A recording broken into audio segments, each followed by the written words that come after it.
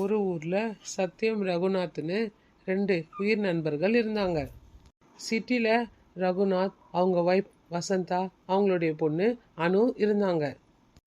இந்த பக்கம் ஒரு சின்ன வில்லேஜில் சத்யம், அவங்க ஒய்ஃப் தமேந்தி, அவங்களுடைய புள்ள ராகுல் இருந்தாங்க. ரகுநாத் ஒரு பெரிய பிஸ்னஸ்மேன், சத்யமோ ஒரு விவசாயி. இந்த ரெண்டு குடும்பமும் ஏதாவது ஒரு நல்ல விஷயத்தப்ப கலந்து சந்தோஷமா இருப்பாங்க. இந்த ரெண்டு குடும்பமும் எப்பவுமே சொந்தமா கலந்து இருந்தாங்க.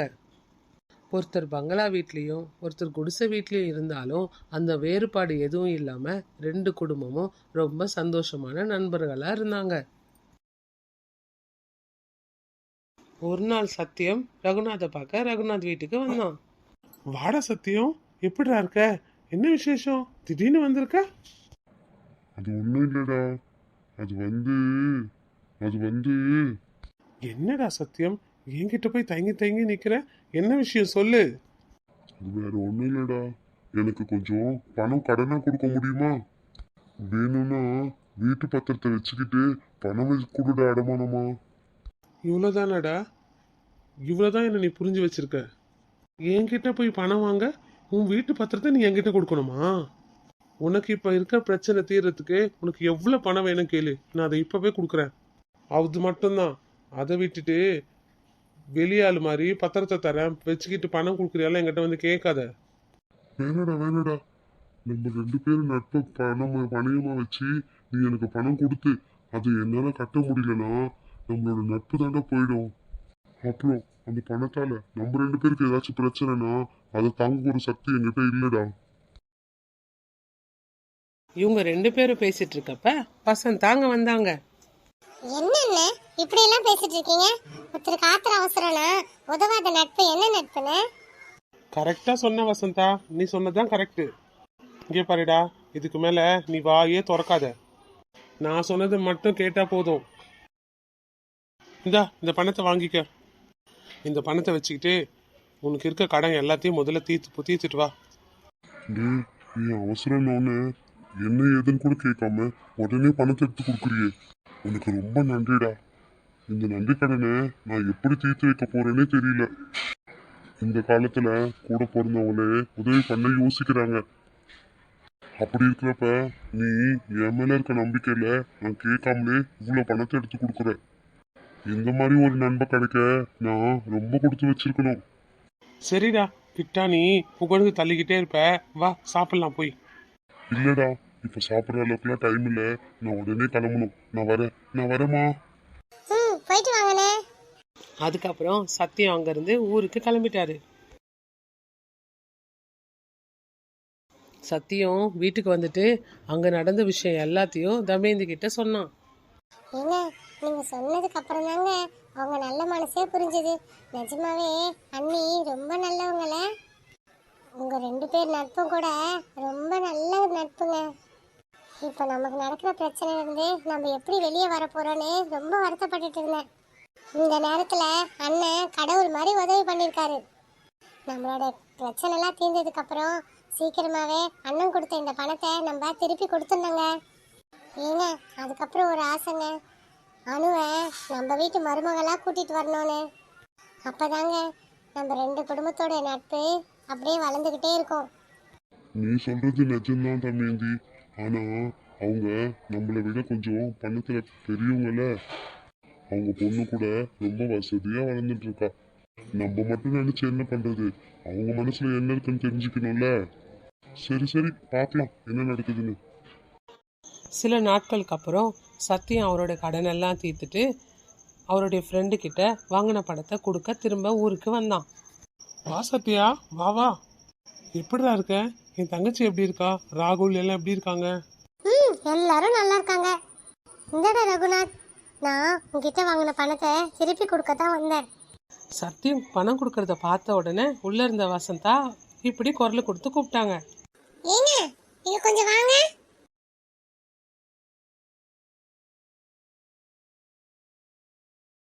அவங்க கூப்பிட்ட உடனே உள்ள வந்தாரு ரகுநாத்.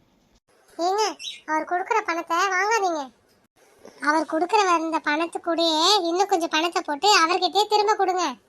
எதுனா அவரை பிஸ்னஸ் ஸ்டார்ட் பண்ண சொல்லுங்க. அந்த விவசாயத்தையே பண்ணிட்டு இருந்தா அவரால் இன்னும் அதிக பணம் சம்பாதிக்க முடியாது.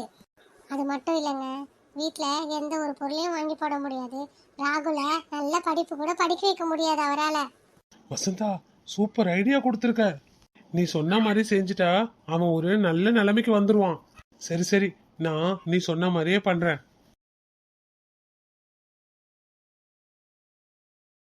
ரகுநாத் அவங்க ஒய்ஃப் சொன்னதை கேட்டு இன்னும் கொஞ்சம் பணத்தை எடுத்துட்டு வெளியே வந்தான். டேய் சத்யா, இந்த பணத்தையும் வாங்கிக்க. என்னடா, நான் உனக்கு பணம் கொடுக்க வந்தா நீ இன்னும் திரும்ப எனக்கு பணம் கொடுக்குற? இங்க பாரு சத்யா, அந்த பணத்தோட இந்த பணத்தையும் வச்சு ஒரு நல்ல பிசினஸ் ஸ்டார்ட் பண்ணு. என்னடா சொல்ற, பிசினஸா? அதுவும் நானா? எனக்கு என்ன தெரியும்? அண்ணே, அவர் சொல்றதுதானே கரெக்ட். இந்த பணத்தை வாங்கிட்டு போய் நீங்க ஒரு நல்ல பிசினஸா ஸ்டார்ட் பண்ணுங்க. தான் ஃப்ரெண்டு தன்னை பற்றி இவ்வளோ யோசிக்கிறத நினச்ச சத்யா ஆனந்த கண்ணீர் விட்டாரு. இது சத்தியம் கொஞ்ச நாள்லயே அவர் ஃப்ரெண்டு கொடுத்த பணத்தில் ஜெனரல் ஸ்டோர் ஆரம்பித்தான். எல்லாரும் அவர் பண்ண போகிற ஷாப்பை ஓப்பன் பண்ணுறதுக்காக எல்லாரும் ஷாப் கிட்ட வந்தாங்க. சத்தியம் இந்த ஷாப் ஓப்பன் பண்ணுறதுக்கு காரணமான ரகுநாத் கையாலேயே ஷாப்பை ஓப்பன் பண்ணணும்னு ரொம்ப ஆசைப்பட்டாரு. ரகு, எனக்கு இந்த ஷாப் ஓப்பன் பண்ண நீ ரொம்ப உதவி பண்ணியிருக்க. அதனால இந்த ஷாப்பை உன் கையால் தான் ஓப்பன் பண்ணணும். அண்ணே, இந்தாங்கண்ணே சிஸ்டர், இதில் அந்த ரிப்பனை கட் பண்ணுங்கண்ணே. அதெல்லாம் ஒன்றும் வேணாடா, என் தங்கச்சி தமேந்தி கையாலேயே இந்த கடையை ஓப்பன் பண்ணு. இல்லைடா, நாங்கள் இந்த நிலைமைக்கு இருக்கோன்னா அதுக்கு காரணமே நீ தான். நீ இல்லாமல் எங்களால் இந்த அளவுக்கு வளர்ந்துருக்க முடியாது. அதனால நீ தான் இந்த கடையை ஓப்பன் பண்ணணும். அண்ணே, என்னென்ன சொல்கிறீங்க? பணம் கொடுத்தா மட்டும் போதுமா? அதுக்கு உழைப்பு வேண்டாமா? நீங்கள் போட்ட உழைப்பால் தானே நீங்கள் இந்த அளவுக்கு உயர்ந்திருக்கீங்க. அதனால் இந்த கடையை நீங்கள் 2 பேரும் சேர்ந்து ஓப்பன் பண்ணுறது தான் கரெக்டு. ஆமாம் ஆமாம், நீங்கள் 2 பேரும் சேர்ந்து தான் இந்த கடையை திறக்கணும். சரி தம்பி, உங்கள் அண்ணன் உன் கையால் தான் திறக்கணும்னு ரொம்ப ஆசைப்படுறாரு. அதனால் நீயே உன் கையால் திறந்துரு. சரிங்க அண்ணன், நான் எவ்வளோ சொல்லும் கேட்கவே இல்லை. அண்ணாசையை ஏன் நிறைவேற்றாம இருக்கணும்? அண்ணாசையை நிறைவேற்றலானே. அவங்க 2 பேரும் சொன்னதால தமேந்தி கையாலேயே அந்த கடையை ஓப்பன் பண்ணாங்க. ஷாப் ஓப்பனிங் முடிஞ்சதுக்கப்புறம் தமேந்தி அவங்க கிட்ட இப்படி கேட்டா. அண்ணே, நீங்கள் எங்களுக்கு எத்தனையோ வாட்டி நாங்கள் கேட்காமலே உதவி பண்ணியிருக்கீங்க. உங்கள் உதவியை நான் எப்படி தான் தீர்க்க போகிறோன்னோ தெரியல. அண்ணே, அண்ணி, நம்ம 2 குடும்பமும் இதே மாதிரி எப்பவுமே ஒத்துமையாக இருக்கணும். அண்ணி, எனக்கு ஒரு ஆசை ரொம்ப பெருசு தான். இருந்தாலும் அதை உங்ககிட்ட கேட்குறேன். எப்போ இருந்தாலும் அணுவை என் வீட்டு மருமகளாக ஆக்கிக்கணும்னு எனக்கு ஆசை. ஆனால் உங்கள் தகுதிக்கு நாங்கள் சரி போக மாட்டோம். ஐயோ அண்ணி, நீங்கள் ஆசைப்படுறதுல தப்பொன்னும் இல்லையே. இது ஒன்றும் பெரிய ஆசைலாம் ஒன்றும் இல்லை. நீ யாருன்னு தெரியாதவங்க வீட்டுக்கு மருமகளை அனுப்புறதை விட உயிர் நண்பனான உங்கள் வீட்டுக்கு என் பொண்ணு மருமகளை அனுப்புறதுல எனக்கு ஒரு பிரச்சனையே இல்லைண்ணே. ஆமாடா சத்தியம், நம்ம ஃப்ரெண்டாக மட்டும் இல்லாமல் இனிமே சம்மந்தியாயிடலாம் அப்படின்னு 2 குடும்பமும் சந்தோஷமா பேசி ஒரு முடிவுக்கு வந்தாங்க. அன்னிலிருந்தே ராகுலும் அணுவும் கூட ரொம்ப இஷ்டமா சந்தோஷமா பேசிக்கிட்டாங்க. சில மாதங்களுக்கு அப்புறம் ரகுநாத் வேலை விஷயமா வெளியூருக்கு போவார். அந்த இடத்துல ஆக்சிடெண்ட் ஆகி அவர் அங்கேயே இறந்து போயிடுவார். ரகுநாத் இறந்து போனதால வசந்தாவும் அணுவும் அனாதை ஆயிட்டாங்க. விஷயம் தெரிஞ்ச உடனே எல்லாரும் ரொம்ப கதறி அழுதாங்க. இங்கே பாருமா தங்கச்சி, நீ ஒன்றும் கவலைப்படாதம்மா.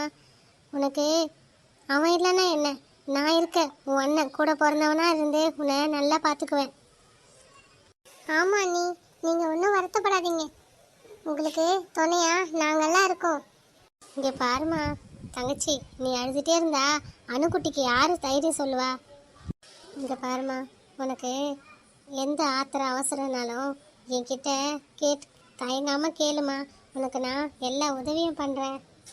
ஆமாம் நீ, உங்களுக்கு எப்பவுமே நாங்கள் இருக்கோன்றத மறந்துடாதீங்க. உங்களுக்கு எந்த ஒரு அவசரம்னாலும் ஒரே ஒரு ஃபோன் பண்ணுங்க, நாங்கள் வந்துடுறோம் அப்படின்னு அவங்களுக்கு தைரியம் சொல்லிட்டு இவங்க எல்லாம் அங்கேருந்து கிளம்பிட்டாங்க. சில மாதங்களுக்கு பிறகு ரகுநாத் இறந்ததுக்கப்புறம் பிஸ்னஸில் நஷ்டம் வந்ததால் அவங்க பெரிய பங்களா வீட்டிலேருந்து சின்ன குடிசை வீட்டுக்கு வந்தாங்க. இந்த பக்கம் தமயந்தி சத்யம் நல்லா பிஸ்னஸில் டெவலப்மெண்ட் ஆகி அவங்க பெரிய வீடாக கட்டிக்கிட்டாங்க. நண்பன் மேலே இருக்க பாசத்தால் அப்பப்போ தமயந்தி சத்யம் 2 பேரும் ரகுராம் வீட்டுக்கு போயிட்டு வந்துட்டு இருந்தாங்க. அவங்களுடைய நல்லது கெட்டது எல்லாத்தையும் பார்த்துட்டு இருந்தாங்க. ஒரு நாள் எப்பவும் போல சத்யம் ரகுராம் வீட்டுக்கு வந்தான். அம்மா தங்கச்சி, இங்கே உங்கள் 2 பேர் நிலமையும் சரியில்லை. நீங்கள் 2 பேரும் கிளம்பி நம்ம வீட்டுக்கு வந்துடுங்களேன், என் கூட ஊருக்கு. எல்லாரும் சேர்ந்து ஒரே வீட்டில் ஒன்றா இருக்கலாமா? வேண்டாண்ணே, நீங்கள் சொன்னீங்களே அதுவே போதும். அண்ணே, நான் அவரோட ஞாபகத்திலே இங்கேயே இருந்துடுறேண்ணே. இங்கே இருக்கிறதால எங்களுக்கு எந்த ஒரு பிரச்சனையும் இல்லைண்ணே. என்னம்மா இப்படி பேசுகிற? இதுக்கு முன்னாடி என்ன இந்த வீட்டில் இருந்தீங்க, எவ்வளோ பெரிய பங்களா வீட்டில் இருந்தீங்க. அதுவும் இல்லாமல் அனு பிறந்ததுலேருந்தே ரொம்ப வசதியாக வாழ்ந்தவ. இப்போ இந்த சின்ன வீட்டில் இருக்கணும்னா அவளால் மட்டும் எப்படிமா இருக்க முடியும்? பரவாயில்ல, இருக்கட்டண்ணே, அவளும் இந்த வீட்டில் இருக்க பழகிக்கிட்டோம். வசந்தா சொன்னதை கேட்ட உடனே சத்யத்தால் திரும்ப எதுவும் பதில் சொல்ல முடியாமல் வருத்தப்பட்டுக்கிட்டு அங்கேருந்து கிளம்பிட்டாரு. இப்படியே சில நாட்கள் கடந்தது. நாட்கள் கடக்க கடக்க தமயந்தி சத்யனுடைய பணமும் பெருக ஆரம்பிச்சுது. சொத்து வளர வளர தமயந்திக்கு ஆணவமும் வளர ஆரம்பிச்சுது. ஒரு நாள் தமயந்தி கிட்ட சத்யம் இப்படி சொன்னார். தமயந்தி, சீக்கிரமா ரெடி ஆகும், நம்ம 2 பேரும் போய் வசந்தா அனுவை பார்த்துட்டு வந்துடுவோம். அவர் கூப்பிட்ட உடனே அவங்க வீட்டுக்கு தமயந்திக்கு போக பிடிக்கல.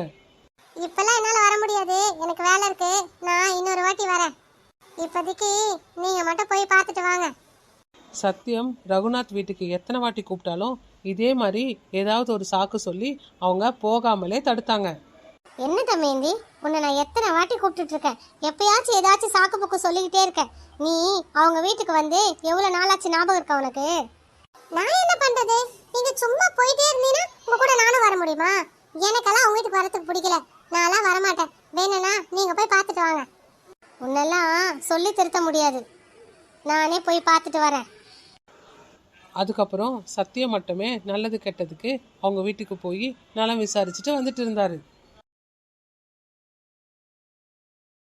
இப்படியே சில வருடங்கள் போயிடுச்சு.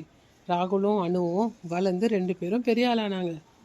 ராகுலுக்கு நல்ல பெரிய கம்பெனியில் வேலை வந்துடுச்சு. ஒரு நாள் சத்யம் தமயந்தி கிட்ட இப்படி கேட்டாரு.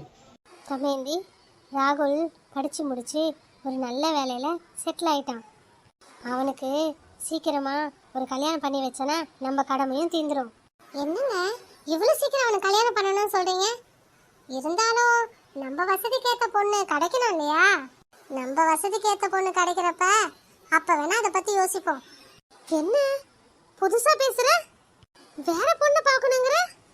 ஏற்கனவே நம்ம பேசி வச்சது தானே அனு நம்ம வீட்டு மருமகனு. அது ஒரு காலத்துல, இப்ப கிடையாது. இப்ப அவங்க நிலைமை என்ன, நம்ம நிலைமை என்ன அப்படின்னு தமயந்தி ரொம்ப திமிரா பேசினான். என்ன தமயந்தி, எல்லாத்தையும் மறந்துட்டியா? அன்னைக்கு என் நண்பன் உதவி பண்ணதால தான் நம்ம இப்ப இந்த நிலைமையில இருக்கோம். அன்னைக்கு அவங்களே கண்டு இல்லைனா இன்னைக்கு நம்ம நிலைமை என்னன்னு யோசித்து பாரு. அது கூட அவங்க சொல்லல அனுவை நம்ம வீட்டு மருமகளா ஆக்குறாங்கன்னு. நீ தான் கேட்ட அனு எங்க வீட்டுக்கு மருமகளா வேணும்னு. அப்படின்னு ரொம்ப கோவமா பேசினாரு சத்யா.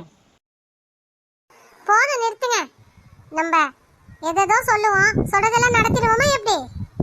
அன்னைக்கு என் கையால வியாபாரத்தை ஆரம்பிச்சோம், என் ராசி வியாபாரம் நமக்கு நல்லா போச்சு. அவ்வளோதான். அவங்க உதவி பண்ண பணத்தால ஒன்றும் நம்ம பணக்காரெல்லாம் ஆகல, ஞாபகம் வச்சுக்கோங்க. நீ என்ன வேணா சொல்லு, அனுதான் நம்ம வீட்டு மருமக. என் பிள்ளை கூட அனுனா ரொம்ப பிடிக்கும். சீக்கிரமாவே உனக்கு விருப்பம் இருந்தாலும் சரி இல்லைனாலும் சரி கண்டிப்பா அவங்க 2 பேருக்கும் நான் கல்யாணம் பண்ணி வைப்பேன். என் நண்பனுக்கு கொடுத்த வாக்க காப்பாத்துவேன். அது சொல்லிட்டு சத்யம் ரொம்ப கோவப்பட்டாரு. இதெல்லாம் பார்த்த தமயந்தி இவர் கல்யாணம் பண்ணா அந்த கல்யாணத்தை எப்படி நிறுத்தலான்னு பிளான் பண்ணி யோசிக்க ஆரம்பிச்சாங்க. மறுநாள் தமயந்தியோட ஃப்ரெண்டு உமாதேவி தமயந்தியை பார்க்க அவங்க வீட்டுக்கு வந்தாங்க. வா வா உமா, இப்பதான் உன்னை நினைச்சேன், உடனே வந்து நிக்கிற. 100 ஆயிசரி உனக்கு. ஓ, என்ன நீ நினைச்சியா? அப்படி என்ன நினைக்கிற அளவுக்கு உனக்கு என் மேல என்னடி ஞாபகம் வந்தது? என்னடி முக்கியமான விஷயமா? இல்ல என்ன வச்சு ஏதாவது காரியம் கிரியம் பண்ணணுமா என்ன? உனக்கு தெரியாத விஷயம் என்னடி இருக்கு? எனக்கு என் லெவலுக்கு மருமகளை கூட்டின்னு வரணும்னு ஆசை. உங்க அண்ணனுக்கு அவருடைய ஃப்ரெண்டோட பொண்ணை தான் மருமகளா கூட்டிட்டு வரணும்னு அப்படியே நிக்கிறாரு ஒத்த காலில். எனக்கு தான் என்ன பண்றதுன்னு ஒண்ணுமே புரியல. அவங்க சீக்கிரம் முடிவெடுக்கிறதுக்குள்ள நான் என் அந்தஸ்துக்கு ஏற்ற மாதிரி ஒரு பொண்ணை பார்த்து ராகுலுக்கு கல்யாணம் பண்ணணும்னு முடிவு எடுத்துட்டேன். இதுக்கு தாண்டி உன் உதவி எனக்கு வேணும். உன் சொந்தத்துல நிறைய பணக்கார பொண்ணு இருக்குல்ல, அதான் யாரையாச்சும் பார்த்து என் பிள்ளைக்கு பொண்ணு பார்க்கலான்னு தான் உன்னை ஃபோன் பண்ணி வர வைக்கலான்னு நினைச்சேன். அதுக்குள்ள நீ ஏன் வந்துட்ட? அப்படியா? இதுல என்ன இருக்கு? நான் கூட என் சொந்தக்கார கல்யாணத்துக்கு நாளைக்கு போக வேண்டிய வேலை இருக்கு. அங்க போயிட்டு யாராச்சும் பொண்ணை பார்த்து சம்மந்தம் பேசிட்டு வந்தா முடிஞ்சிடுச்சு. நீ ஒன்றும் டென்ஷன் ஆகாத அப்படின்னு உமாதேவி சொல்லிட்டு அங்கேருந்து கிளம்பிட்டாங்க. எப்படியாச்சு அணுவை தான் கல்யாணம் பண்ணணும்னு சத்தியமும், தான் பிள்ளைக்கு பணக்கார பொண்ணை தான் பொண்டாட்டி ஆக்கணும்னு தமயந்தியும் 2 பேரும் மாறி மாறி யோசிக்க ஆரம்பிச்சாங்க. ஒரு நாள் ராகுல் ஆஃபீஸ்லேருந்து வந்த உடனே அவன்கிட்ட கல்யாணத்தை பற்றி பேசினாங்க தமயந்தி. என்னடா ராகுல், அதான் பெரிய வேலையா கிடைச்சிச்சு, கை நிறைய சம்பாதிக்கிற, அப்புறம் என்ன உனக்கு இனி கல்யாண வேலையை ஆரம்பிச்சலாம்ல? உங்க இஷ்டமா. நீங்க வசந்தா அத்தைக்கு ஒரு வாட்டி ஃபோன் பண்ணி அவங்க கிட்ட பேசுங்க. ஏன்னா அவங்களையும் கல்யாண வேலையை ஆரம்பிக்கணும்ல. என்ன இவன் அவங்க அப்பா சொல்ற மாதிரி அணுவை தான் கல்யாணம் பண்ணிப்பேன்னு முடிவெடுத்துட்டான் போல இருக்கே. இவன்கிட்ட போய் வேற பொண்ணு கல்யாணம் பண்ணிக்கன்னு எப்படி கேட்கறது? அவனை எப்படி ஒத்துக்க வைக்கிறது? என்னம்மா நான் பாட்டு பேசிட்டு இருக்கேன், எதையும் யோசிச்சுட்டு இருக்கேன். அதெல்லாம் ஒண்ணும் இல்லடா. வேற ஒண்ணும் இல்லடா, என் ஃப்ரெண்டு உமாதேவி இருக்கால, அதான் உனக்கு நல்லா தெரியுமே. அவளுடைய சொந்தக்கார பொண்ணு ஒருத்தி இருக்காளாம். நல்லா அழகா மூக்கு மூலியமா லட்சணமா இருப்பாளாண்டா. அதுவும் இல்லாம பொண்ணு நல்ல பெரிய படிப்பு படிச்சிருக்காளாண்டா. அவங்க வீட்டில் கூட நகை பணம் வரதட்சணைன்னு நிறைய கொடுப்பாங்களாம். நீ என்னடானா எப்பயோ சின்ன வயசுல சும்மா ஜோக்குக்கு சொன்ன வார்த்தையை பிடிச்சிக்கிட்டு அணுவை தான் கல்யாணம் பண்ணிப்பேன்னு இருக்க. இப்ப அவ இருக்க நிலைமையில நீ அவளை கல்யாணம் பண்ணிக்கிட்டா உனக்கு ஒன்றும் கிடைக்காது. ஆனா என் ஃப்ரெண்டு சொன்ன பொண்ணை கல்யாணம் பண்ணிக்கிட்டீன்னா பணம் நகை வரதட்சணைன்னு எல்லாம் வரும்டா. உன் வாழ்க்கை ரொம்ப சந்தோஷமா இருக்கும்னு என்னுடைய ஆசை. என்னம்மா இப்படி பேசுற? சின்ன வயசுல இருந்தே அணுதான் என் பொண்டாட்டின்னு நான் வாழ்ந்துட்டு இருக்கேன். அதை விட்டுட்டு நீ என்னடானா அவங்க நிலைமை சரியில்லை இப்ப மனசை மாத்திக்கனா, அதெல்லாம் என்னால மாத்திக்க முடியாது. இந்த மாதிரி எல்லாம் இன்னொரு வாட்டி என்கிட்ட வந்து பேச வேலை வச்சிடாத. இவங்க இப்படி பேசிக்கிட்டே இருக்கிறப்ப அங்க சத்தியம் வந்தாரு. கரெக்டா சொன்னடா ராகுல். இப்பதான் நானு ஐயரை பார்த்து உங்க 2 பேருக்கும் முகூர்த்தத்தை பார்த்துட்டு வந்தேன்.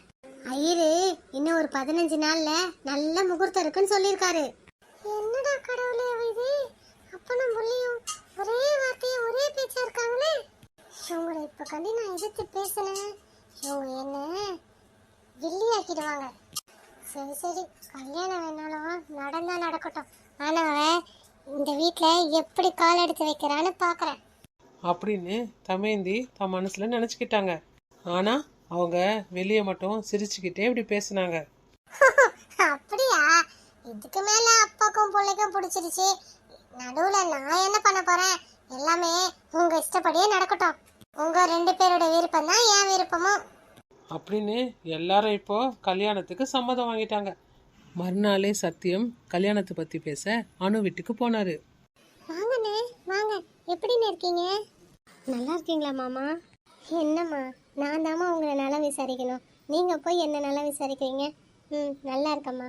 நீங்க 2 பேரும் எப்படி இருக்கீங்க? நல்லா இருக்கானே. அண்ணி எப்படி இருக்காங்க? அவளுக்கு என்னம்மா, நல்லா இருக்கா. என்னண்ணே திடீர்னு சொல்லாத கொள்ளாத வந்திருக்கீங்க? அதெல்லாம் ஒன்றும் இல்லைம்மா, ஒரு முக்கியமான விஷயம், அதை பேசிட்டு போலான்னு தான் வந்தேன். அப்படியா? என்ன விஷயண்ணே? அது வந்துமா, ராகுலோ நல்லா படித்து நல்ல பெரிய வேலையில் செட்டில் ஆயிட்டான். அனு படிப்பை முடிச்சுட்டு வீட்டில் தான் இருக்கா. அவங்க 2 பேருக்கும் கல்யாணம் பண்ணி வச்சலான்னு முடிவு எடுத்துட்டேம்மா. அதை பற்றி உங்ககிட்ட பேசிட்டு போகலான்னு தான் வந்திருக்கேன். உனக்கு விருப்பம்னா இன்னும் 15 நாள்லயே நல்ல முகூர்த்தம் இருக்காமா.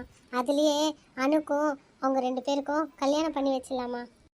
என்னடா திடுதிப்புன்னு வந்து கல்யாணத்தை பற்றி பேசுகிறேனே, பணத்துக்கு என்ன பண்ணலான்லாம் யோசிக்காதம்மா. 2 பக்கம் கல்யாணத்துக்கு ஆகிற செலவை நானே பார்த்துக்கிறேன். அவர் சொன்னதை கேட்ட உடனே வசந்தா ஓன்னு அழ ஆரம்பிச்சாங்க. அவர் போனதுக்கு அப்புறம் எங்களை யாருமே கவனிச்சுக்கல.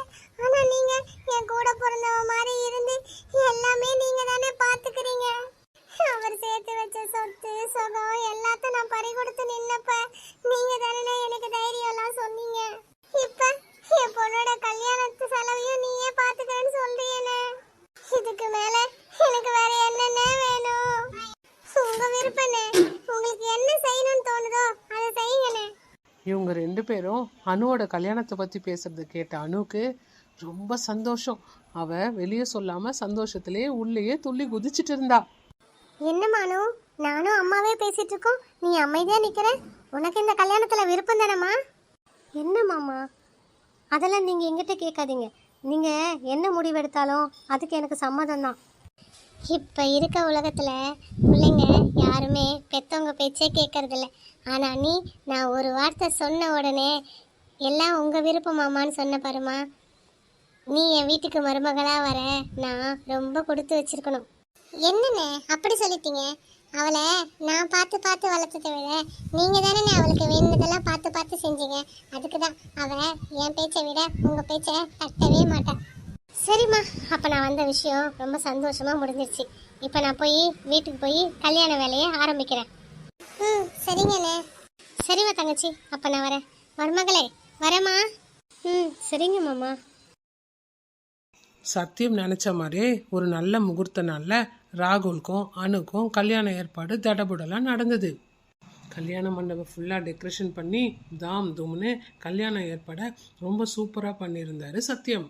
அவங்க 2 பேர் கல்யாணத்துக்கு நிறைய சொந்தக்காரு ஜனம் ஊர் மக்கள் எல்லாரும் வந்தாங்க. கல்யாணம் நடந்துட்டு இருக்கப்ப உமாதேவி அங்க வந்தாங்க. என்ன தமேந்தி, உன் பிள்ளைக்கு கல்யாணம் நடத்திட்டு இருக்க?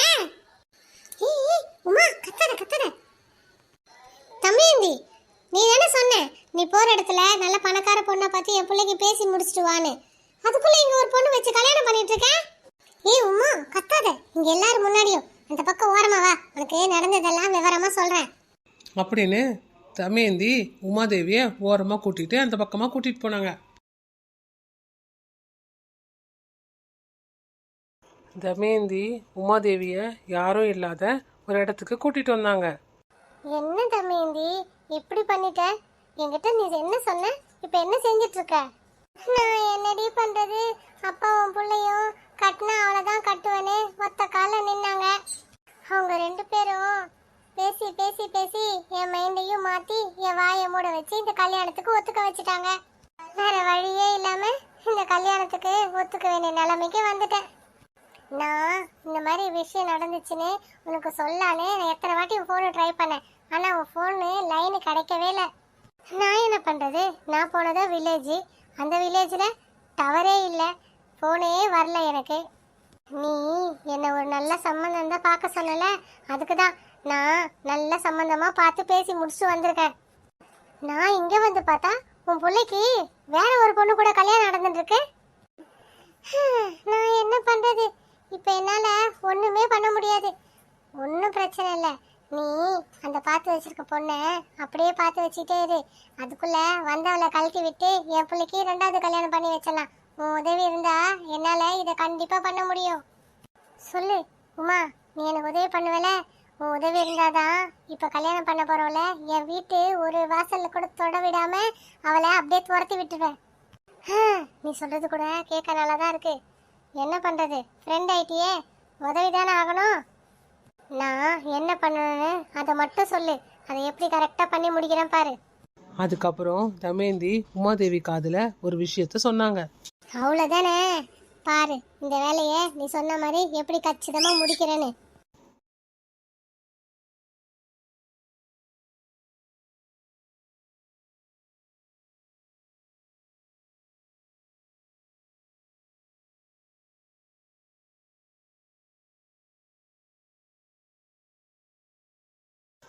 கல்யாணம் எந்த ஒரு தடையும் இல்லாமல் ரொம்ப பெருசாக கிராண்டாக நடந்து முடிஞ்சுது. சத்தியம் பக்கத்துல இருந்து எந்த ஒரு குறையும் வராமல் இருக்க பக்கத்திலே இருந்து சின்ன சின்ன விஷயத்த கூட பார்த்து பார்த்து செஞ்சு கல்யாணத்தை நல்லபடியாக முடிச்சாரு. கல்யாணம் நல்லபடியாக முடிஞ்சதுன்னு வசந்தா ரொம்ப சந்தோஷப்பட்டாங்க. வசந்தாக்கு மட்டும் இல்லை, அனு ராகுல் கூட ரொம்ப சந்தோஷப்பட்டாங்க. ஆனால் தமேந்திக்கு மட்டும் இந்த கல்யாணம் நல்லபடியாக நடந்து முடிஞ்சதுல கொஞ்சம் கூட விருப்பமே இல்லை. ஆனால் அதை எதையும் வெளியே காட்டிக்காம எல்லாருக்கும் முன்னாடியும் சந்தோஷமாக இருக்கிற மாதிரி நடிச்சுக்கிட்டே இருந்தாங்க. கல்யாணம் முடிஞ்ச கையோட கல்யாணத்துக்கு வந்த சொந்தக்கார எல்லாரும் கல்யாணத்துலேருந்து கிளம்பிட்டாங்க.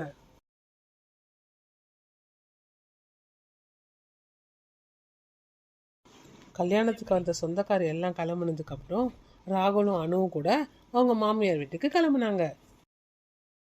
அவங்க 2 பேரும் கிளம்புற நேரத்துக்கு அணுவும் வசந்தாவும் ரொம்ப அழ ஆரம்பிச்சாங்க. அனு, பார்த்து போயிட்டு வாமா. அம்மா, நான் உன்னை விட்டுட்டு போனோமாம்மா. அம்மா, நான் உன்னை விட்டு போயிட்டா உனக்கு யாருமா இருப்பா? அதுக்குன்னு நான் உன் கூடவே வந்துட முடியும்? அதெல்லாம் முடியாதுமா. நீ உங்க மாமியார் வீட்டுக்கு ஒண்டியா போய்தான் ஆகணும். நான் ஒண்டியா இருக்கனே, நீ எந்தையும் யோசிக்காத. நான் உன் ஞாபகத்தோடையும் அப்பா ஞாபகத்தோடையும் சந்தோஷமா இருப்பேன். எனக்கு உன்னை எப்பெல்லாம் பார்க்கணும்னு தோணுதோ அம்மா அப்பெல்லாம் உன்னை வந்து பார்த்துக்கிறேம்மா. என்னம்மா வசந்தா இப்படி பேசுற? அது உன் வீடு. உனக்கு எப்பெல்லாம் பார்க்கணும்னு தோணுதோ இல்லை, நீ எப்போ நினைக்கிறியோ அப்போ வந்து உன் பொண்ணை பார்த்துட்டு போகலாம். சாரி, என் மருமகளை நீ பார்த்துட்டு போகலாம். ஐயே, இவர் வாயை வச்சுட்டு கம்முனே இருக்க மாட்டாரு. ஏற்கனவே நல்ல நேரத்துல நாயகம் எப்போ வரலாம்னு யோசிச்சுட்டு இருப்பா. இதுக்கு இவரே வழி வேற வகுத்து கொடுக்குறாரு. ஆமாண்ணி, அவர் சொன்னது கரெக்ட் தான். உங்களுக்கு எப்பெல்லாம் பூங்க பொண்ணை பார்க்கணும்னு தோணுதோ அப்பெல்லாம் வந்து பார்த்துட்டு போங்க. சரிங்க அண்ணி. அம்மா, நான் போயிட்டு வரட்டுமாம்மா? நீ பத்திரமா இருப்பல்ல? நான் பத்திரமா இருக்கிறேம்மா. நீ பத்திரமா இரு. அத்தை சொல்ற பேச்சு கேட்டு நடந்துக்க. அத்தையை எதிர்த்தெல்லாம் எதுவும் பேசக்கூடாது, சரியா? நீ நம்ம வீட்டு மானத்தை காப்பாற்றணுமா? கண்டிப்பா நம்ம வீட்டு மானத்தை காப்பாற்றுவோம்மா. சரிம்மா, அப்ப நான் வரட்டுமா? அத்தை, நாங்க வரேன். பார்த்து போயிட்டு வாங்க மாப்பிள்ள, பார்த்து போயிட்டு வாமா அப்படின்னு இவங்க கிளம்புற நேரத்துக்கு ஒரு கருப்பு பூனை அவங்க முன்னாடி வந்தது. அந்த பூனை வரத பார்த்த எல்லாரும் ஷாக் ஆயிட்டாங்க. அவங்க முன்னாடி அந்த பூனை கிராஸ் ஆகி போயிடுச்சு. ஐயோ ஐயோ ஐயோ ஐயோ, பொண்ணு மாப்பிள்ளைய கிளம்ப நேரத்துக்கு இந்த கரும்பு பூச்ச பூனை இப்பதான் வரணுமா? அப்பதான் உமாதேவி அங்க வந்தாங்க.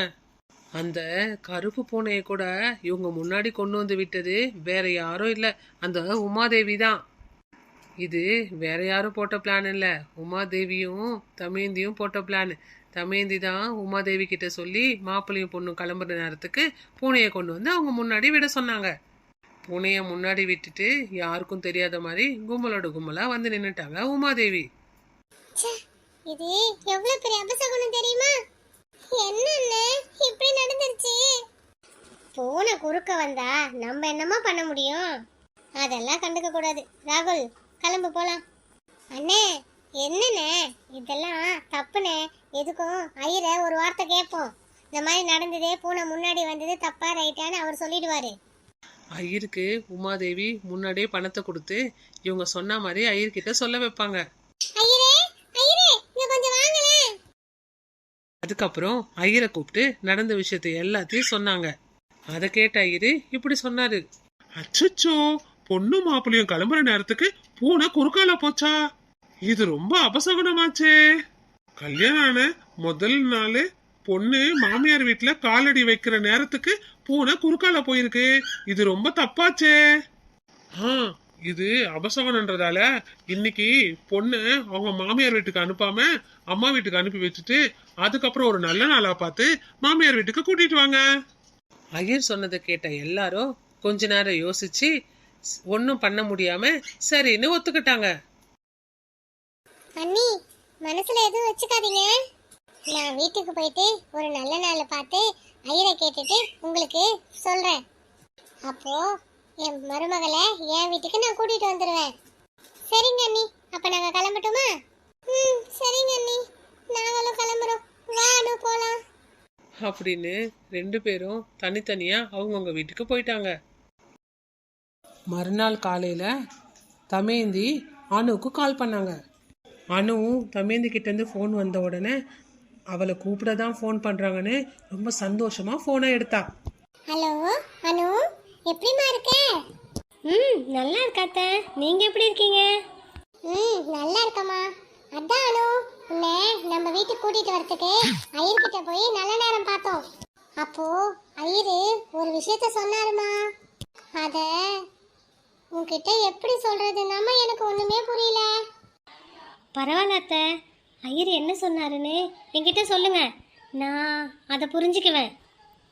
அது வந்துமா, கல்யாணம் ஆனாத கையோட நீ மாமியார் வீட்டுக்கு கிளம்பும் போது கருப்பு பூனை எதிர் வந்ததுல, அது ரொம்ப அபசகுணமா. அது மட்டும் இல்லம்மா, உனக்கும் ராகுலுக்கும் ஜாதகத்துல பொருத்தமே சரியில்லையா. நீங்க 2 பேரும் ஒன்று சேரக்கூடாதான், கொஞ்ச நாளுக்கு தள்ளியே இருக்கணுமா. அதனாலதான் உங்க 2 பேருக்கும் 3 மாசம் வரைக்கும் நல்ல முகூர்த்தமே இல்லையாமா. அப்புறம் இன்னொரு விஷயம், நீங்க 2 பேரும் போன்ல பேசிக்கிட்டா கூட 2 பேருக்கும் சண்டை வந்துருமா. ஆனா இந்த மாதிரி ஐயர் சொன்னாருன்னு ராகுல் கிட்டயும் உங்க மாமா கிட்டயும் சொன்னா அதெல்லாம் நம்ப தேவையில்ல, மூட நம்பிக்கைன்னு சொல்லிடுவாங்க. நான் என்ன சொன்னாலும் என் பேச்ச 2 பேரும் கேட்கவே மாட்டாங்க. உன்னை இங்க கூட்டிட்டு வந்துடணும்னு சொல்லுவாங்க. நீயே சொல்லு, நீ நம்ம வீட்டுல முதல் முறையா கால் எடுத்து வைக்கிறப்ப அது நல்ல முகூர்த்த நாளா தானே இருக்கணும். நீ வந்த நேரம் வீட்டுல எல்லாமே நல்லபடியா நடக்கணும் தானே நானும் ஆசைப்படுவேன். நீ தான் ராகுல் கிட்ட ஏதாச்சும் சொல்லி அவனை ஒத்துக்க வைக்கணும். என்ன அத்தை என்னென்னமோ சொல்கிறாங்க. என்ன சொன்னாலும் அத்தை எல்லாமே நம்ம நல்லது தானே சொல்கிறாங்க. நம்ம தான் ராகுல் கிட்ட பேசி இதுக்கு ஒத்துக்க வைக்கணும். சரிங்க அத்தை, அவர்கிட்ட நான் பேசுகிறேன், நீங்கள் ஒன்றும் பயப்படாதீங்க அத்தை. அப்பாடா, இப்பதாம்மா பயம் போய் எனக்கு நிம்மதியா இருக்கு மனசுக்கு. மா அனு, எனக்கு மட்டும் இருக்காதம்மா, என் மருமக சீக்கிரமா என் வீட்டுக்கு வரணும்னு எனக்கும் எவ்வளவு ஆசை தெரியுமா. என்னம்மா அனு பண்றது, இப்ப நமக்கு சூழ்நிலையே சரியில்லை, பட்டு பிடிச்சி வாட்டுது நம்மள. நீ நான் சொன்னதெல்லாம் புரிஞ்சுக்குவேன்னு நினைக்கிறேன். சரிம்மா, அப்ப நான் வச்சுட்டுமா? சரிங்க அத்தை. இப்படி எல்லாம் சொல்லி அனு மனசை கெடுத்து அவங்க ஃபோனை வச்சுட்டாங்க. இதுக்கு மறுநாள் தமேந்தி ராகுல் சத்தியம் கிட்ட இப்படி சொன்னாங்க. ஏங்க, நம்ம ஐயர்கிட்ட நம்ம மருமகளை வீட்டுக்கு கூட்டின்னு வரத பத்தி விசாரிச்சேன், எப்ப கூட்டிட்டு வரலான்னு. அவரு இன்னும் 2 நாள்ல நல்ல முகூர்த்த நாள் இருக்குன்னு சொன்னாரு. அந்த 2 நாள்ல நம்ம மருமகளை நம்ம வீட்டுக்கு எப்ப வேணா கூட்டிட்டு வரலாமா. அதுக்கு நீங்க என்ன சொல்றீங்க? ஓ அப்படியா, அப்பனா நாளைக்கு போய் கூப்பிட்டு வந்துடலாம். டேய் ராகுல், நீ ஒரு வாட்டி என் மருமகளுக்கு ஃபோன் பண்ணி சொல்லு, நாளைக்கு கூட்டிகிட்டு போகிறதுக்கு நம்ம அங்கே போகிறோன்னு.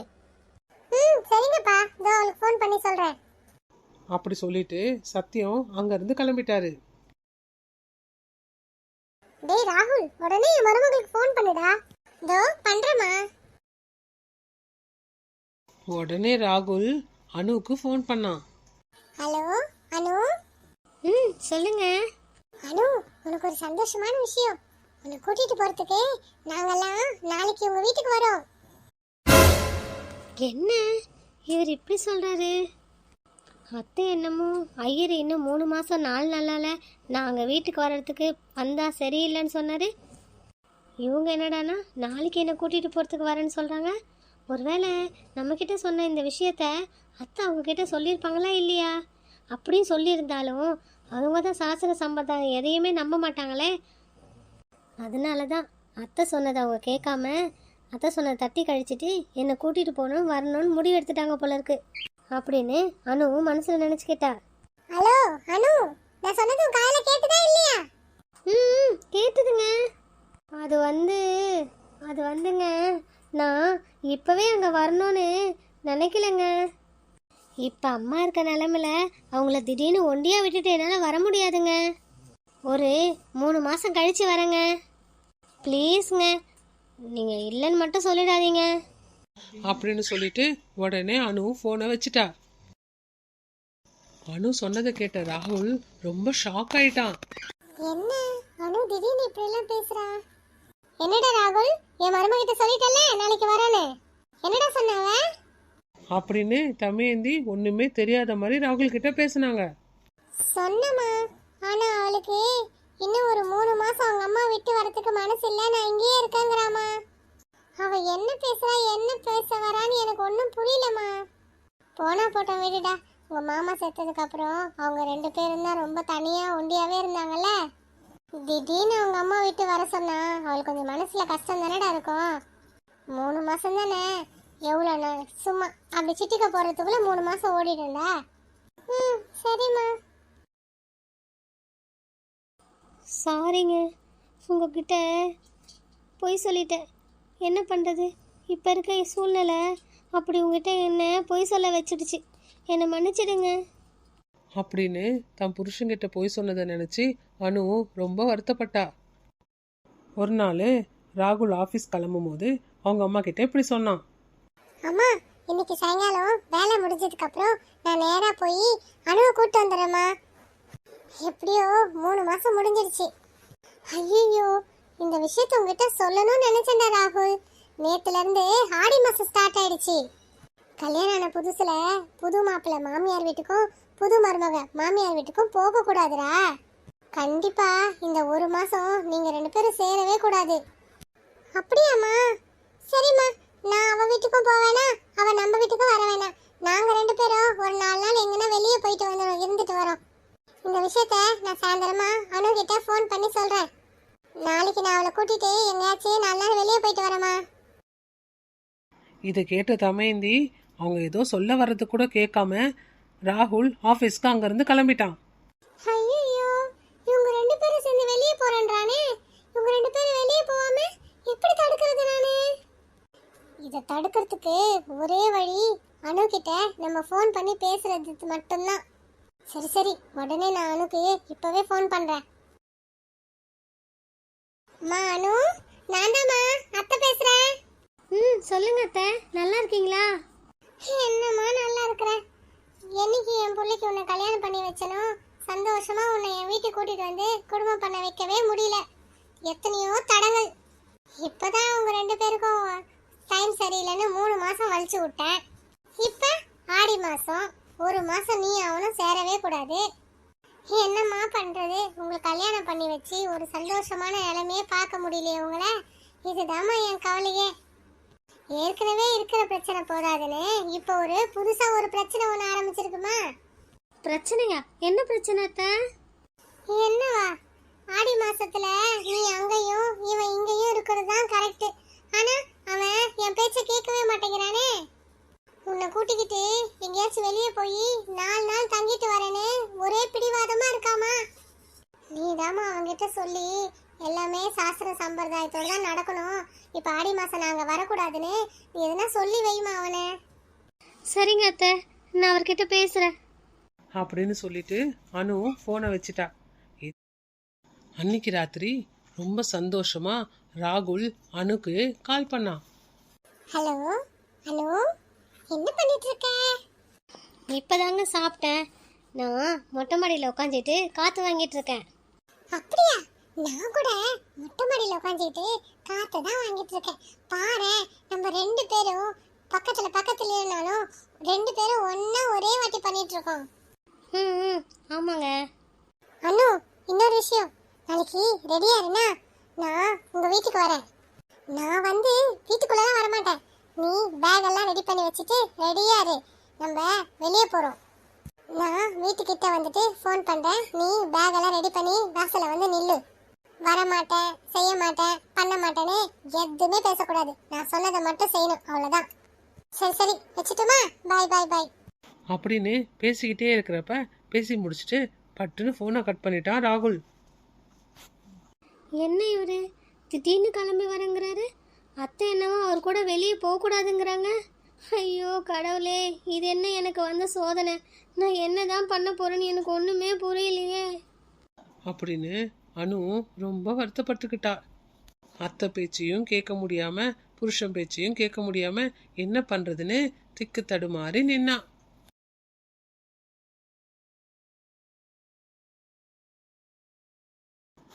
மறுநாள் காலையில ராகுல் அனு வீட்டுக்கு வந்தான்.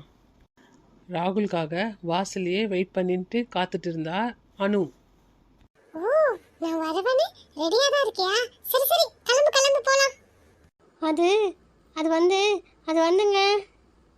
என்ன வந்து போயிட்டு வந்தோம் இல்ல போயோ இல்ல, நம்ம தான் கிளம்ப போறோம். உன்னை நான் பேக்கோட தான் ரெடியா நிக்க சொன்னேன், நீ என்ன வெறுமனே நிக்கிற? சரி சரி, உள்ள போய் சீக்கிரம் பேக் எடுத்துட்டு வா, கிளம்பலாம். ஆ, பேகா? நான் உங்கள் கூட வரலங்க. ஏங்க, என்னங்க சொல்கிறீங்க? இது வரைக்கும் உங்கள் வீட்டுக்கு நான் மருமகளாக காலடி எடுத்து வச்சு உங்கள் வீட்டுக்கு நான் இன்னும் வரவே இல்லை. அப்படி இருக்கிறப்ப உங்கள் கூட வெளியே நான் எப்படிங்க வர முடியும்? இந்த ஒரே ஒரு மாதம், ஆடி மாதம் முடியட்டும், உடனே வந்துடுறேன். என்னாலும் எப்ப பார்த்தாலும் ஏதாவது ஒரு சாக்கு போக்கு சொல்லிக்கிட்டே இருக்க. எனக்கு முதல்ல ஒரு விஷயம் தெரிஞ்சாகணும். உனக்கு என்ன பிடிக்குமா பிடிக்காதா? அதை முதல்ல சொல்லு எனக்கு. நீ பண்றதெல்லாம் பார்த்தா உனக்கு என்ன பிடிக்கலன்னு தான் தோணுது. என் மேல உனக்கு முதல்ல நம்பிக்கை இருக்கா இல்லையா? என் கூட வர இல்லனா என் கூட வந்தா வா, இல்லனா இனிமே உங்க வீட்லயே இரு. பாய். இனிமே நீ எங்க வீட்டுக்கு வரவே வராத அப்படின்னு சொல்லிட்டு கோவமா ராகுல் அங்கிருந்து கிளம்பிட்டான். இதை எல்லாத்தையும் அனுவோட அம்மா வீட்டுக்குள்ள இருந்து கேட்டுட்டு வெளியே வந்து அனுவை திட்டினாங்க. அனு, என்ன நினைச்சிட்டு இருக்க மனசுல? உனக்கு நான் எதுக்கு கல்யாணம் பண்ணி வச்சேன்? என் கூட இருக்கவா? ஏன் உனக்கு மாமியார் வீட்ல போய் குடும்பம் பண்ணணும்னு எண்ணமே இல்லையா? நானும் கல்யாணம் ஆனதுல இருந்து இன்னைக்கு போவேன் நாளைக்கு போவேன், நானும் எவ்வளவு நேரம் தான் அமைதியா பார்த்துட்டு இருக்கிறது? நீ ஓட்டி ஓட்டி இப்போ 3 மாசம் ஆயிடுச்சு கல்யாணம் ஆகி உனக்கு. நீ இன்னும் மாமியார் வீட்டுக்கு போகவே இல்லை. 3 மாசம் முடிஞ்சு இப்ப ஆடி மாசம் கூட ஸ்டார்ட் ஆயிடுச்சு. என்ன நினைச்சிட்டு இருக்க உன் மனசுல? மாப்பிள்ள நல்ல மனுஷனா இருக்கவும் தான் இவ்வளோ உன் காலை பிடிக்காத குறையா உன்கிட்ட வந்து கெஞ்சிடாரு. நீ என்னடானா போக மாட்டேன்னு நடம் பிடிச்சிட்டு இருக்க. ராகுலா இருக்கும்னா நீ என்ன பண்ணாலும் அமைதியா இருக்காரு. இதே வெளியே நம்ம வேற இடத்து மாப்பிள்ளை எடுத்திருந்தோம்னா நீ பண்ற வேலைக்கு யாரும் உன்னை இன்னும் வச்சிருக்க மாட்டாங்க வீட்டுல, ஞாபகம் வச்சுக்கோ. என்ன நான் பாட்டுட்டு கத்திக்கிட்டே இருக்கேன், அமைதியா நிக்கிறேன், பதில் சொல்லு எனக்கு. அவங்க அம்மா அவ்வளோ கோவமா பேசினாலும் அனு எதுவும் பதில் பேசாம அமைதியா அங்கிருந்து உள்ள போயிட்டா. வீட்டுக்கு வந்த ராகுல் கோவமா வர்றதை பார்த்த தமயந்தி ராகுல் கிட்ட இப்படி கேட்டாங்க. என்னடா ராகுல் கோவமா இருக்க? நான் வேணா கொஞ்சம் சூடா காஃபி போட்டு கொடுக்கட்டுமா? என்னப்பா ராகுல், நீயும் அனுவும் வெளியே போற, நீங்க சீக்கிரம் வந்துட்டே போலியா? போலமா? அவ என்ன மனசுல நினைச்சிட்டு இருக்கான்னு எனக்கு ஒண்ணுமே புரியல.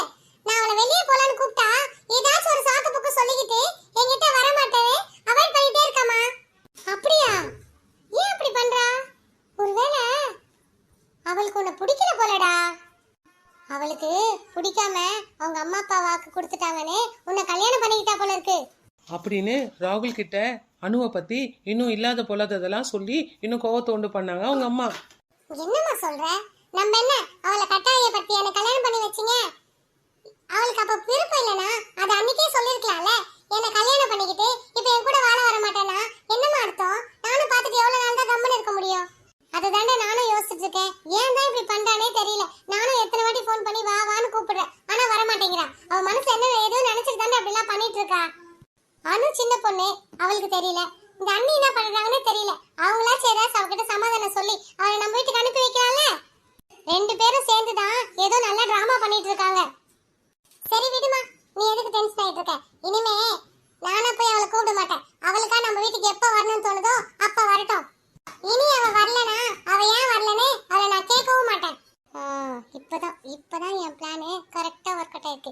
என் புள்ள என் வழிக்கு வந்துட்டான். இவனை இப்படியே மெயின்டைன் பண்ணி என் வழி கொண்டு வந்து வேற பொண்ணை பார்த்து கல்யாணம் பண்ணி வச்சிடறேன். சரிப்பா ராகுல், நீ ஏன் டென்ஷன் ஆயிட்டு இருக்க? உள்ள போய் ரெஸ்ட் எடு. அனு நடந்ததெல்லாம் நினைச்சு மன வருத்தப்பட்டு கோயிலுக்கு போய் அழுதுட்டு இருந்தா. என்ன கடவுளை என்னுடைய நிலைமை? ஏன் என் வாழ்க்கையில் இவ்வளோ கஷ்டம்? அத்தையை பார்த்தா அப்படி இருக்காங்க, இவரை பார்த்தா இப்படி இருக்காரு. என்னால் எதையும் செய்ய முடியாத நிலைமையில நான் இருக்கேன். நீ தான் எனக்கு ஒரு நல்ல வழி காட்டணும் கடவுளே. இதுக்கு மேலே என் வாழ்க்கையில் நல்ல முடிவை நீ தான் கொடுக்கணும். அப்படி அனு கடவுளை பார்த்து அழுது ரொம்ப மனம் கஷ்டப்பட்டுட்டு இருக்கிறப்ப அப்ப அங்க ஐயரு வந்தாரு. வணக்கம் சாமி. ஆ ஆ, வணக்கம்மா வணக்கம்மா.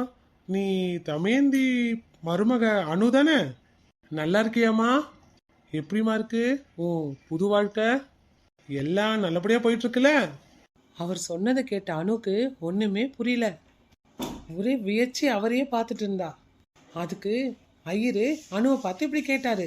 என்னம்மா நான் கேட்டுட்டே இருக்கேன், ஒண்ணுமே பேசாம அப்படியே வியச்சு பார்த்துட்டு இருக்க? என்னடா திடீர்னு ஐயர் அவளை பார்த்து அப்படி கேட்குறாருன்னு நினச்சிக்கிட்டு அதுக்கப்புறம் அணு நடந்த விஷயத்த பற்றி எல்லாத்தையும் ஒன்று விடாமல் ஐயர்கிட்ட சொன்னான். ஓ ஓ, உனக்கு தமேந்தி அப்படி சொன்னாங்களா? அப்பனா இதுல ஒரு விஷயம் இருக்குமா? ஒரு விஷயத்த சொல்லட்டுமா? உங்க 2 பேர் கல்யாணம் முடிஞ்சதுக்கு அப்புறம் நான் இது வரைக்கும் தமேந்திய பார்க்கவே இல்லை. இவ்வளோ நாளா நான் காசி யாத்திரை போயிட்டு இன்னைக்கு தான் ஊர்ல இருந்தே வந்தேன். வந்துட்டு சாமியை தரிசனம் பண்ணலான்னு கோயிலுக்கு வந்தேன். அவர் சொன்னதை கேட்ட உடனே அணு ஷாக் ஆயிட்டா. அதுக்கப்புறம் எல்லாத்தையும் யோசித்ததுக்கு அப்புறம் தான் அணுக்கு என்ன நடக்குதுன்னே விஷயம் புரிய ஆரம்பிச்சுது. சுவாமி, என் வாழ்க்கையை நிற்க வைக்கிறதுக்காக எனக்கு ஒரு உதவி பண்ணுங்க. அதுக்கப்புறம் அணு என்ன பண்ணணும்னு எல்லாத்தையும் ஐயர்கிட்ட சொன்னான். தமேந்தி பண்ணதெல்லாம் தப்புமா. அவங்க உனக்கு இவ்வளவு பெரிய துரோகம் பண்ணிருக்க கூடாது. சொல்லுமா, நான் உனக்கு என்ன பண்ணணும்? உனக்காக அதை நான் கண்டிப்பா பண்ணுவேன். அதுக்கப்புறம் அணு என்ன பண்ணணும்னு ஐயர்கிட்ட எல்லாத்தையும் சொன்னான். சரிம்மா, உன் விருப்பப்படியே எல்லாம் பண்ணிடலாம்.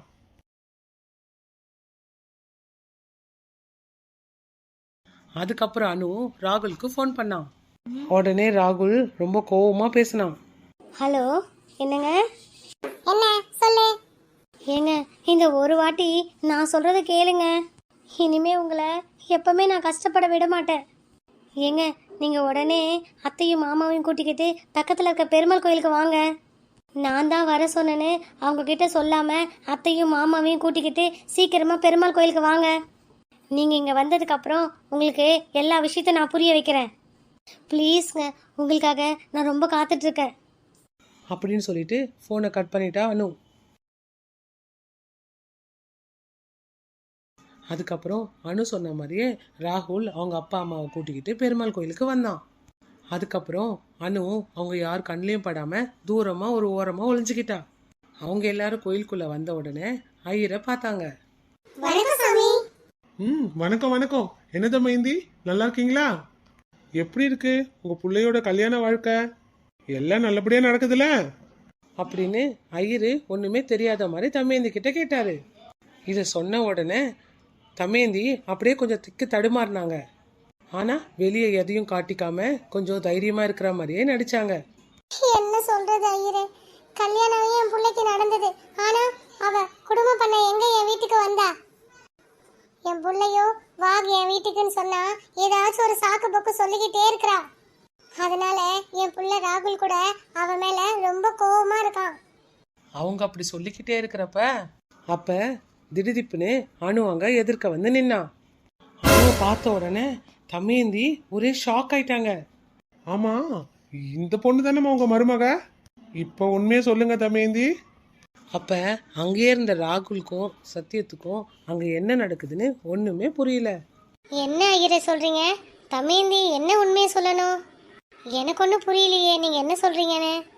அது கேட்டுட்டு ஐயரு உடனே தமேந்தி பண்ண ஆக்டிங் எல்லாத்தையும் ஒன்று விடாம அவங்க கிட்ட சொன்னாரு.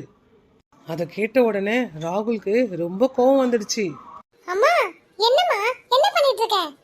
நீ போய் இந்த வேலையை பாப்பனே நான் நினைச்சு கூட பார்க்கலமா. எங்க 2 பேரையும் சேர விடாம இவ்வளவு நாளா பிரிச்சு நீ தான் வச்சிருக்கனே, என்னால கனவுல கூட நினைச்சு பார்க்க முடியல. ச்சே, உங்க மேல வச்சிருந்த மரியாதை எல்லாம் நீயே கெடுத்துக்கிட்டியேம்மா. சீ, நீ எல்லாம் ஒரு மனுஷ ஜென்மமா நீ?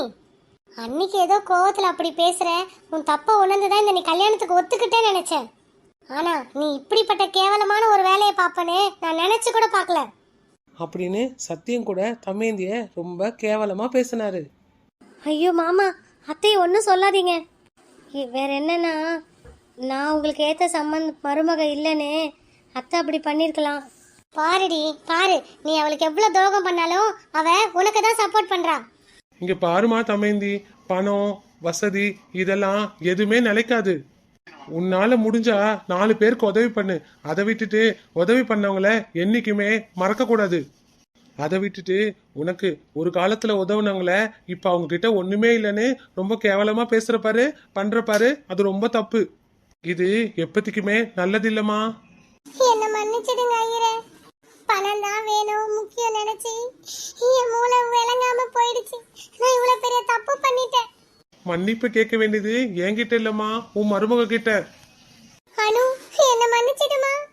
உங்க அப்பா எனக்கு பண்ண உதவியெல்லாம் மறந்துட்டு நீ இடையில வந்த பணத்தை நினைச்சு நான் ரொம்ப பெரிய தப்பு பண்ணிட்டேன். அத்தை, நீங்க பெரியவங்க, அப்படியெல்லாம் பேசாதீங்க. இப்ப புரிஞ்சுக்கிட்டீங்களே, அதுவே போதும். அனு, என்ன கூட மன்னிச்சிடு அனு. நீ ஏன் இப்படி நடந்துக்கிறேன்னு தெரியாம நான் உன்னை ரொம்ப தப்பா பேசிட்டேன். என்னங்க நீங்க போய் என்கிட்ட மன்னிப்பு கேட்டுட்டு இருக்கீங்க? நான் நடந்துக்கினதை பார்த்தா யாரா இருந்தாலும் இப்படிதாங்க பேசுவாங்க. இதுல நீங்க ஒன்றும் தப்பு பண்ணலையே. அப்பாடா, இன்னையோட எல்லா பிரச்சனையும் முடிஞ்சிருச்சு. ஐயரே, நீங்களே ஒரு நல்ல நாள் பார்த்து சொல்லுங்க. என் மருமகளை நான் என் வீட்டுக்கு கூட்டு போறேன். சத்தியம், இதுக்கு மேல நல்ல நாள் என்ன இருக்கு? இன்னைக்கே நல்ல நாள் தான். உங்க மருமகளை உங்க கையோட உங்க வீட்டுக்கு கூட்டிட்டு கிளம்புங்க. கண்டிப்பா ஐயரே, என் மருமகளை நாங்க இன்னைக்கே எங்க வீட்டுக்கு கூட்டிட்டு போறோம். நல்லதுமா. அப்படின்னு எல்லாரும் சந்தோஷமா அங்கிருந்து வீட்டுக்கு கிளம்பிட்டாங்க. இதோட இந்த சீரீஸ் முடிஞ்சிருச்சு.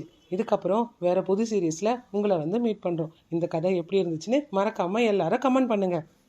பாய் மக்களே.